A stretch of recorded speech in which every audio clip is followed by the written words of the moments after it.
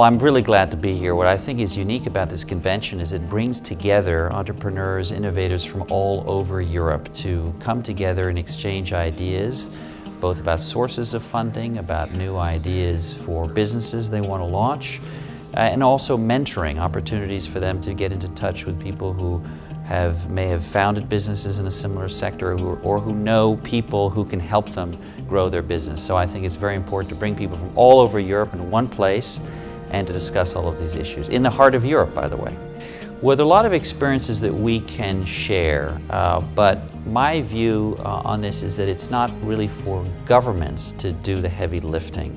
It's for the entrepreneurs on the ground to collaborate and to make the conditions ripe so that investors have an opportunity to succeed. There's a lot of money on both sides of the Atlantic. The question is to make sure that the money can actually flow to where there is opportunity. In other words, to make sure that the regulatory context is in place so that startups can actually start and thrive and get to the next level of their development. So we have a certain experience in the United States, which I would say is perhaps more market-driven, where the regulations are more conducive to growth of startups. And in Europe, it is growing, it is successful. There are a number of very nice examples of European success stories. However, governments are playing a larger role here, and I would simply say and urge, now that the Commission has started its new mandate under 5 years, them to continue with the priorities that they themselves have identified.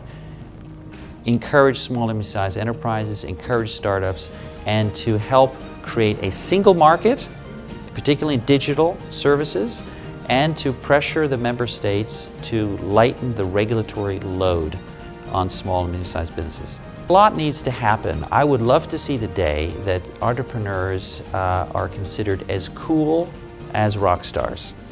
That hasn't happened yet. It hasn't even happened in the United States, but I would literally like to see a change in mentality that when people are finishing their university education, they say that an attractive career option is to found a business and not necessarily work for the public sector. Public sector has often been a safe choice that will offer them a pension for life, and you can retire early. I would like to see here the conditions in Europe for young people to say, you know what, I'd like to found a business. And that culture already exists in large parts of the United States. Why not have the same in Europe? Well, I think it has a very important role, is to keep the focus on what needs to be done here in the heart of Europe, to keep reminding the European Commission and different EU institutions about just how important it is to give young people a chance. I say that because we all have seen that 7 years of crisis, those who have suffered the most are the young. And in order for Europe to really seize the opportunities for the future after these terrible 7 years of financial crisis, is to give young a chance. So the role of the Unconvention is to keep the focus on what needs to happen at an EU level and at a member state level.